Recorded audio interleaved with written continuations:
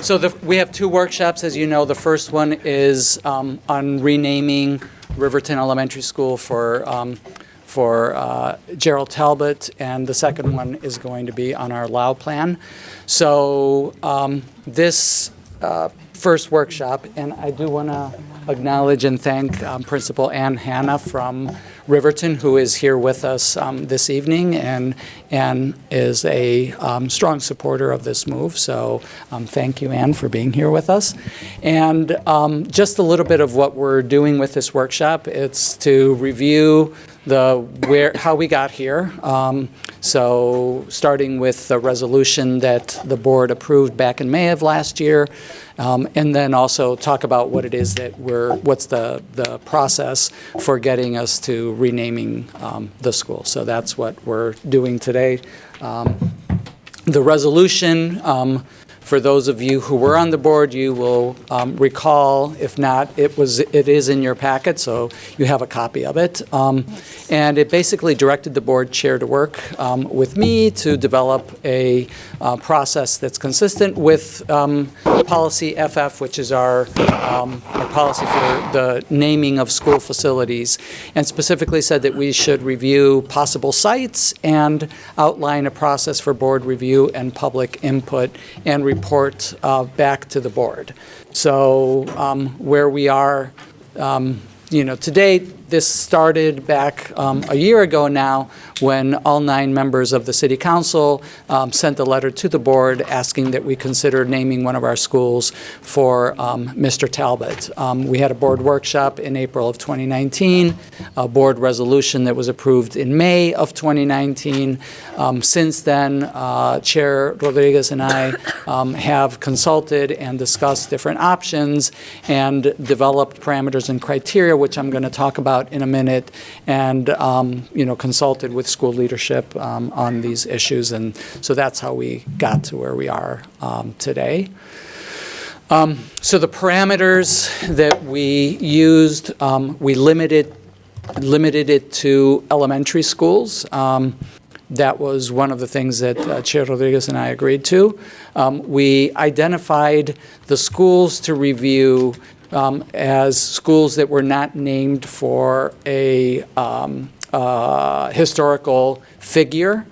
So we limited it to looking at schools that were named for a location. So we didn't, tackle any schools, Longfellow or Reiki, that are named for a historical figure in our city or in the country. And then we did not look at the island schools specifically, just because that's a very identified location place. And so the schools that we reviewed against the criteria were East End, Presumpscot, Riverton, and Ocean Ave. So those were the schools that we looked at. And then in terms of the criteria that we used, we looked at the source of the current name, the timing and process that was followed in naming the schools, the degree to which there's a strong commitment to the name as it currently exists, whether there was a specific relationship to Mr. Talbot, and any other pertinent information that we uncovered in the process. So I'm going to walk through these criteria, and in your packet you also, I believe, have one. I think it's the last page in the presentation that sort of summarizes all of this. So for the first item, which is the name source, East End is obviously named for the area of the city, Ocean Avenue for the street that's adjacent to the school, same for Presumpscot, and Riverton is named for the area of the city. So we knew that all of these were place names, so we knew that going in. So what specifically was the source. The timing of when the name was implemented. East End was in 2005 when that school was built on the site of a previous school, and that consolidated several schools into one location. In 2008, a similar process with Ocean Avenue. So both of those schools were named under the existing policy FF, and so they followed the process that is actually outlined in our current policies. Both Presumpscot and Riverton have been not that actual physical location, but there has been a school named Presumpscot and a school named Riverton, at least dating back to the 1920s in Portland. That's what we were able to find in the historical, the Maine Historical Society information. The naming process, as I pointed out, for both East End and Ocean Avenue was policy FF. We don't know what process was followed for Presumpscot and Riverton. So, it was obviously a long time ago. There's no evidence in our, in our files as to what the process, if there was one, that was followed for that. And then the commitment to the name, this is, I think, where things started to sort of parse out a bit. So in the case of East End, there was a strong commitment to the name in that community.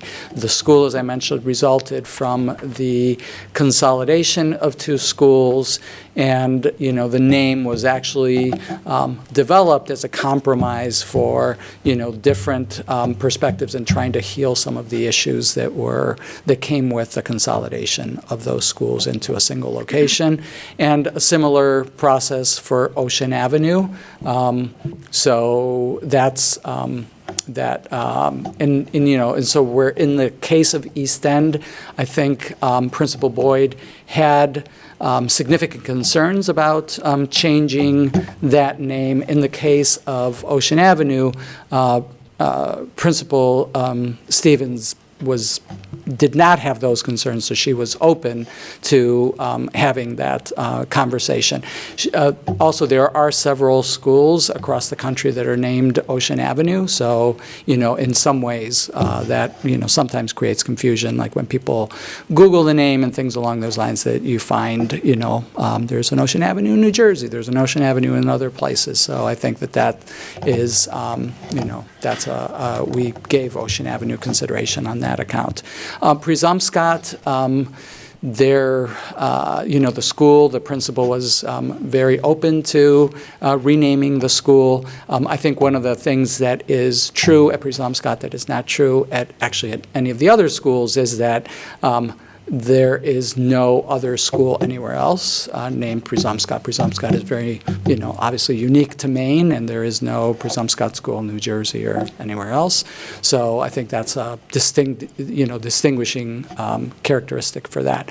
Again, for Riverton, there are multiple schools across the country that are named Riverton. So, and obviously, as I mentioned earlier, Principal Hanna believes this is a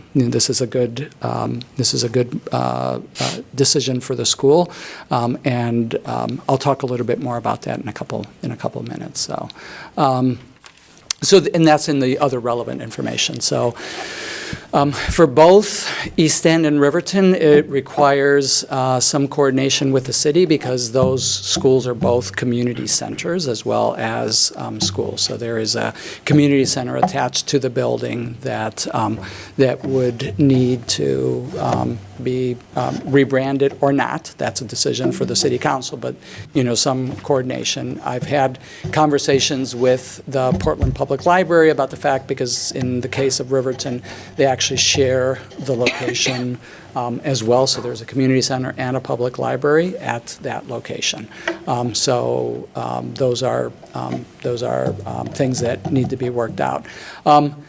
On the upside for Riverton in particular, one is that Mr. Talbot has a family member who's currently attending Riverton, who adores Riverton, and so there's a strong family identification with Riverton as a potential site. And over the past few years, Ms. Hanna and her team have been doing a tremendous job of, doing great work at Riverton. And part of that is to really bring out the community aspect of that school. So, the fact is that, Riverton is the hub, Riverton School. Is the hub of that community. And so they currently have a grant from the J.T. Gorman Foundation to really make a transition to formally being a community school with all of the aspects of that work. And so that's all part of trying to rebrand Riverton as a great place to learn, which is something that, when we look at the number of people that actually ask for out-of-neighborhood transfers for Riverton, it is not reflective of the quality of the work that's happening there. So I think this is an opportunity for Riverton School to rebrand itself around somebody who represents the best in what a community can do. And so I think that that's part of our interest in renaming Riverton as the Gerald Lee Talbot Elementary School. So I made my recommendation after discussing with Chair Rodriguez back at the January 7th meeting. We've done significant work to publicize this. There's been an article in the Forecaster. There's been, we've put out press releases and things along those lines to publicize this. You had a first read tonight. We're doing this workshop, and then our goal is for you to have a public hearing prior to taking board action at the meeting on February 4th. And that's it. Before we get any questions, if we have them, and I don't know if when you first started, this was brought up to you, but the document that's uploaded to board docs for this is incorrect. It's the presentation for the elementary school reconfiguration is uploaded there. So we just want to make sure that we correct that. Okay, I will change that. Pardon me? It's on the first read. All right. On the workshop is where it's incorrect. Thanks. Perfect. So it is correct, or? It is on the first. You know how it shows up on the workshop, yeah. so it is on the. Right. Appreciate so that. I'll move that one down to the workshop as well. My apologies. Or I can just trying to do too many things here. Better job here looking for things. All right. So if we have any questions, Mr. Burke, you have the floor. Thank you. I'm in support of naming one of our schools after Mr. Talbot, and my questions are to understand more about why Riverton and how those affected by the change have been engaged or not. So I'm curious if we could say more about the relationship between Mr. Talbot and the Riverton community. My understanding is he grew up, he lived on the East End, raised his family there. His time in the State House was perhaps an at-large representative. There's not good information that I'm finding online about that. That's correct. He was an at-large. Yeah. So just trying to direct that connection more, and then have the family, students, and faculty of Riverton been engaged in this renaming thus far? So the faculty and the faculty through the principal have been involved. No, I don't know of any further discussions beyond that.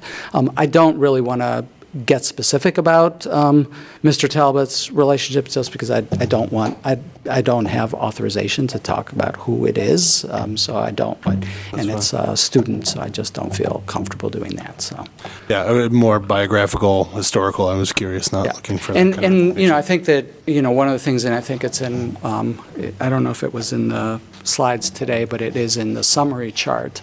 That one of the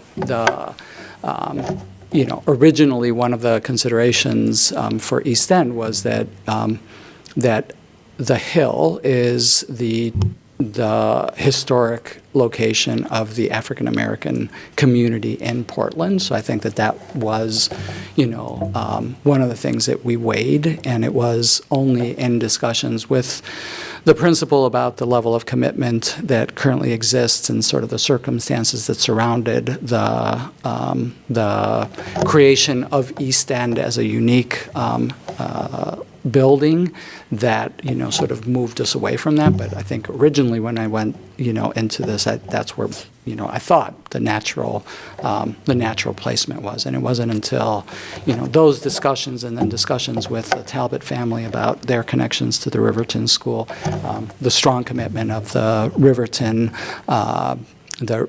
staff, the notion of trying to rebrand the school and give it, a new name to reflect that that move towards a community school that we landed on Riverton.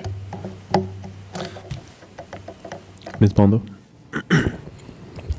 Yeah, when I look at the East End, we have a community center inside the East End. So we do also have a Riverton. They have a community center. It's not going to have any issue, because if we don't get any East End, because we have a lot of issues going on with that because of the city and also the community center about the Riverton also. It's nothing to do with to have a center, a community center instead of school. It's not going to have the same impact than the East End. I'm not sure what the impact is at East End. Because why we don't do at East End is because we have a community center. It's because it's a lot of implication with the city. No, it's not because of the implications with the city. I think it's because of my understanding of the commitment that exists in the East End neighborhood for that name, for the process that was followed back in 2005 when it was named, the fact that it was the I don't have the history here, so it was the Jack School, right? Mm-hmm. The Jack School site, but it merged Jack and Adams, I believe. Is that correct? Okay, so it was the merger of two schools, and so this name came about as a way to sort of handle some of the concerns that were born from that. So I don't think there's a connection to the community school.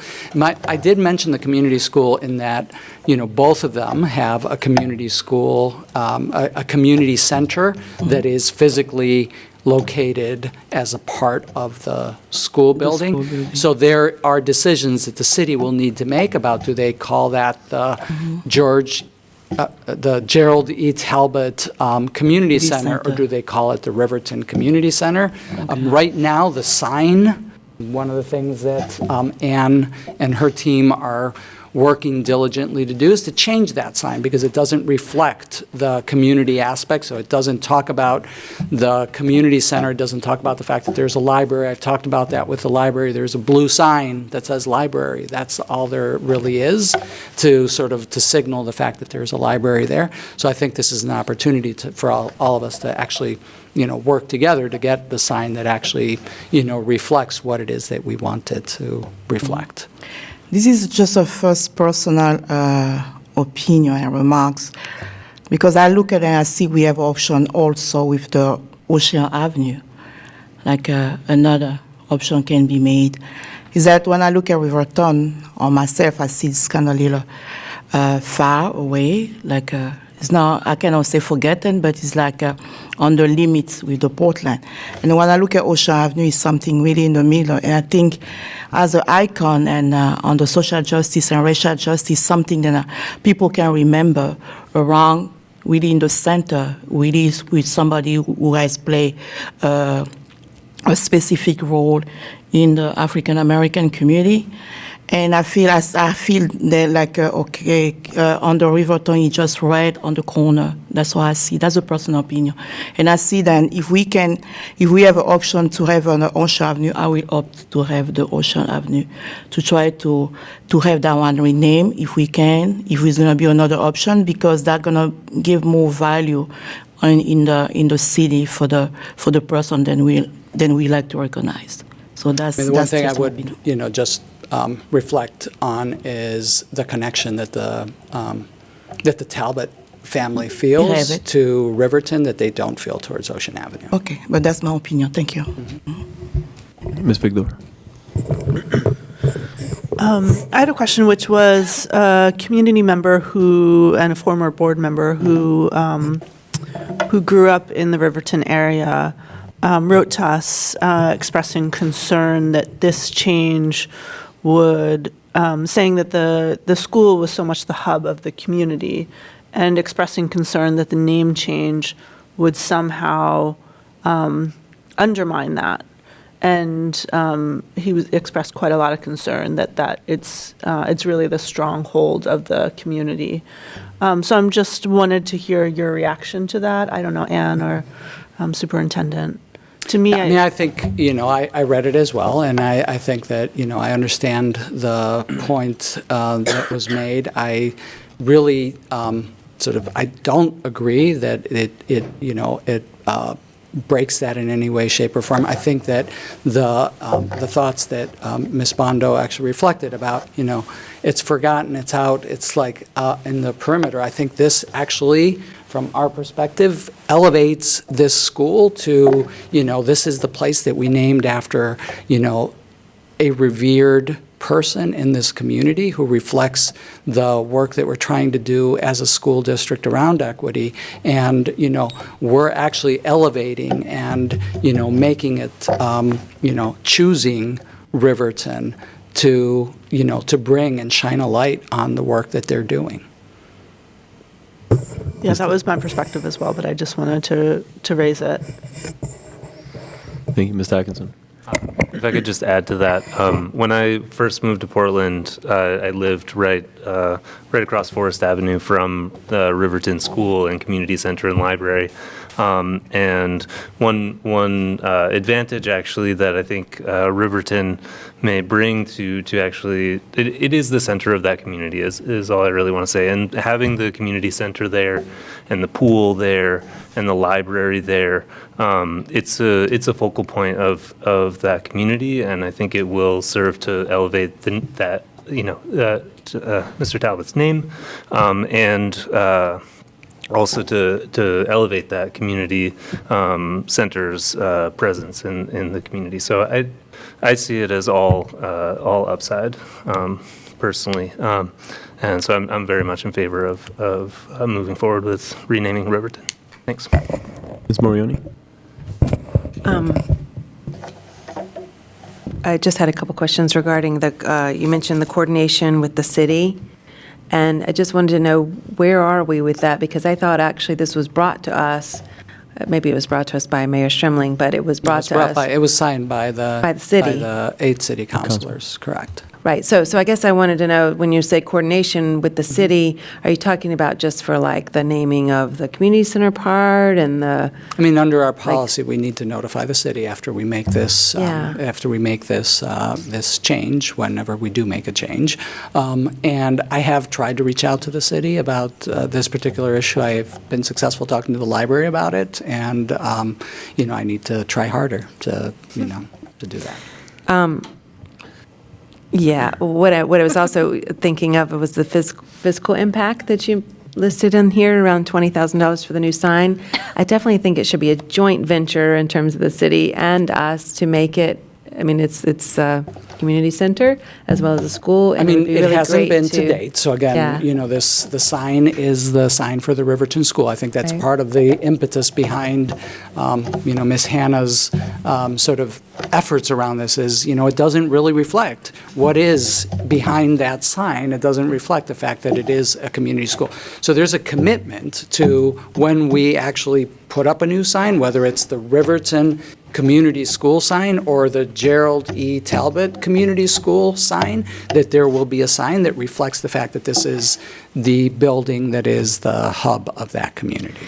So as a representative for District 5, and this school is in my district, as well as Councilor Cook being a representative for District 5, I'll be speaking with her about how we can ensure that District 5 Council, as well as board, if we're going to be paying for a new sign, it's a collective sign that shows more of the collaborative of the community centers there, as well as our school. That, I think, again, I appreciate all of Ms. Hanna's work around this and your work around this, but I do think if this is a joint interest, and I am completely supportive of this renaming, but I think, again, a sign is a good way to share that, particularly around the cost of it, for sure. But I just wanted to vocalize my concern that we don't seem to be, they want us to do this, but may possibly And not willing to I'll share the also- cost of a sign. Yeah, I mean, we are not planning to buy the sign either, so we're thinking, and this is work that, Ms. Hanna is already doing to fundraise to be able to buy a sign.